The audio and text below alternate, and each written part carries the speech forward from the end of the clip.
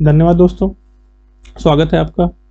दोस्तों हम कर रहे हैं कक्षा 8 की गणित का 11वां चैप्टर एनसीईआरटी का, जिसका शीर्षक है क्षेत्र मिति। क्षेत्र मिति दोस्तों इसको अंग्रेजी में कहते हैं मेंसुरेशन। इसमें हम लोग जो कई आकृतियां होती हैं उसके बारे में पढ़ते हैं, उसका क्षेत्रफल क्या होगा या उसका आयतन क्या होगा या उसकी और चीजें उसके बारे में पढ़ते हैं। अब हम इससे पहले हमने पढ़ा दोस्तों, पहले हमने 2D आकृतियां पढ़ी, जैसे वर्ग, चतुर्भुज, त्रिभुज वगैरह, वृत्त, ये सब हमने पढ़ा। अब दोस्तों हम 3D आकृतियां पढ़ रहे हैं। ऊपर हमने पढ़ा घनाभ, पिछले लेक्चर हमने घनाभ पढ़ा और इस लेक्चर में हम पढ़ेंगे सिलेंडर।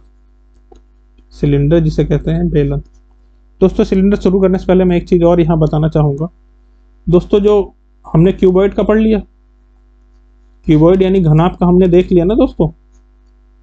ये एल है, ये बी है, ये एच है, तो इसका जो आयतन होता है वो हो जाएगा L into B into H.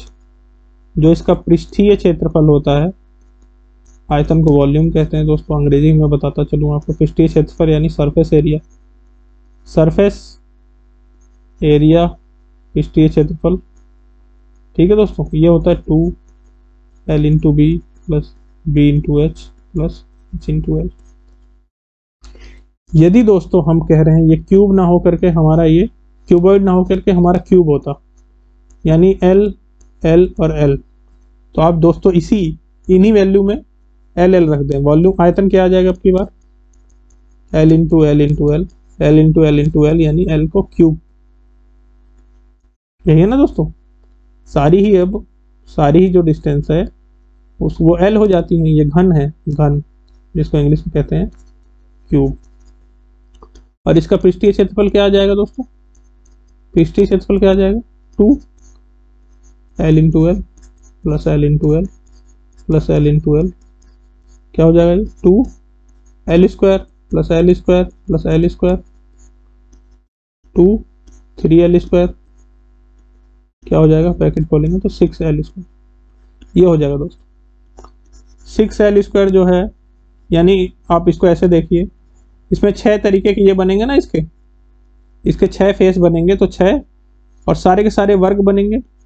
Cube के जो सारे फेस होते हैं वो वर्ग है ना, तो 6 इंटू वर्ग का, इसको वर्ग का जो क्षेत्रफल होता है। आशा करते हैं आप समझ पा रहे होंगे दोस्तों। वर्ग मतलब घन और घनाभ हमने पढ़ लिया है। इसके और आगे भी कुछ प्रश्न करेंगे अगर आप कहेंगे तो। आज हम लोग पढ़ने जा रहे हैं सिलेंडर। ये देखिए क्या किया, देखो सिलेंडर के साथ दोस्तों देखिए क्या किया।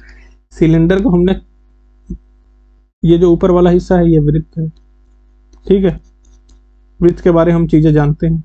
नीचे वाला हिस्सा है वो भी वृत्त है। ये जो गोल पेपर बचा है, ये जो गोल, जैसे आप चार्ट पेपर मोड़ देते हैं या कोई पेपर ऐसे रोल करके फिर चलते हैं ना, जो रोल कर देते हैं, वो है तो सीधा पेपर ही, उसको अगर आप ऐसे खोल देंगे तो बन जाएगा ये आयत। ऊपर वाला वृत्त, नीचे वाला वृत्त, ठीक है दोस्तों। अब इसका पृष्ठीय क्षेत्रफल क्या हो जाएगा वृत्त का, ऊपर वाला वृत्त। ये जो है आयत, ये आप जानते हैं ये सर्कल है, तो इसका सर्कमफेरेंस जो है 2 पाई आर, वही अब यहाँ पे लेंथ बन गया। ये सर्कल था ना दोस्तों, सर्कल का क्या होता है सर्कमफेरेंस, परिधि 2 पाई आर। इसको हमने खोल दिया तो ये डिस्टेंस तो 2 पाई आर ही रहेगी ना, और ये हाइट है h। आयत का क्या होता है, आयत का क्षेत्रफल लंबाई गुणे चौड़ाई, तो लंबाई हमारी 2 पाई आर है और जो है हाइट जो है h है, तो ये वृत्त हो गया, ये आयत हो गया और ये फिर से वृत्त हो गया। ये और ये सेम है तो इसको एक जगह लिख लिया 2 पाई आर स्क्वायर और 2 पाई आर एच। इसमें जैसे 2 पाई आर इसमें कॉमन हो जाता है तो ऐसे लिख लिया है आर प्लस एच। ये दोस्तों हो गया पृष्ठीय क्षेत्रफल। आप ऐसे लिखें या फिर ऐसे लिखें आप, मैं तो कह रहा हूँ ये ज़्यादा अच्छा है कि 2 आपके वृत्त हो गए और एक आपका आयत हो गया सिलेंडर को खोलने के बाद, है ना दोस्तों। आयतन क्या होता है दोस्तों, सिलेंडर का आयतन भी हम साथ में ही पढ़ रहे हैं। आयतन क्या होता है सिलेंडर का, पाई आर स्क्वायर एच। दोस्तों यहाँ पे आप देखेंगे पाई आर स्क्वायर जो है वो है वृत्त का क्षेत्रफल। एक वृत्त का क्षेत्रफल है पाई आर स्क्वायर, और उसको हम h हाइट से, ऊंचाई से गुणा कर रहे हैं, हाइट h से।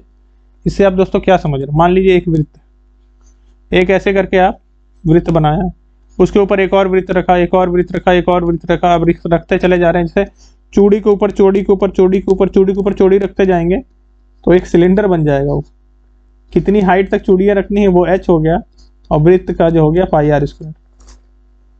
समझ रहे दोस्तों आयतन किस प्रकार निकला है ये?